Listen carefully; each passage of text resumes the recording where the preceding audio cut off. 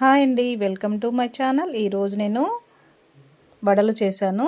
అది ఎలా చేయాలో చూపిస్తాను. ఇవాళ కొంచెం వెరైటీగా చేశాను. ఒక గ్లాసు మినపప్పు, ఒక గ్లాసు శనగపప్పు తీసుకొని ఒక హాఫ్ గ్లాసు పల్లీలు తీసుకున్నాను. ఇవన్నీ కలిపి ఒక 6-7 గంటలు నానబెట్టుకోవాలి. నానబెట్టిన పప్పుల్ని మిక్సీ పట్టుకోవాలి. ఒక 3 పచ్చిమిర్చి, చిన్న అల్లం ముక్క వేసి మిక్సీ పట్టేసుకొని పిండి రెడీ చేసుకోవాలి. దాంట్లోకి కొంచెం కొత్తిమీర, కొంచెం తోటకూర, కరివేపాకు, ఆనియన్ వేసుకోవాలి. ఇలా పిండిలో తోటకూర వేసుకొని చేసుకుంటే చాలా టేస్టీగా ఉంటుంది.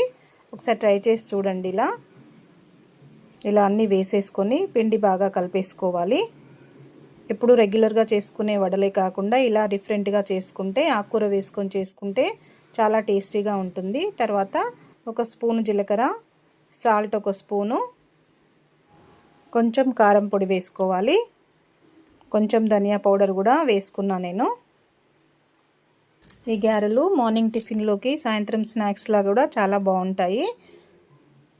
తోటకూర తినని వాళ్ళు కూడా ఇలా గారెల్లో తోటకూర వేసుకొని చేసుకుంటే చాలా మంచిది. ఇలా పిండి అంతా బాగా కలుపుకొని పిండి రెడీ చేసుకోవాలి.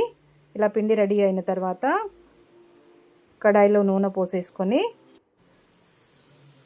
నూనె బాగా వేడయ్యాక మీడియం ఫ్లేమ్లో పెట్టుకొని గారెలు వేసేసుకోవడమే.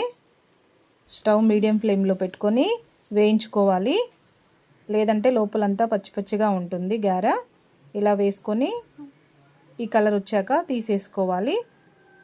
అలాగే మిగతా వాటిని కూడా ఫ్రై చేసేసుకుంటే గారెలు రెడీ అయిపోతాయి. దీనికి ఆయిల్ కూడా ఎక్కువగా పట్టదు.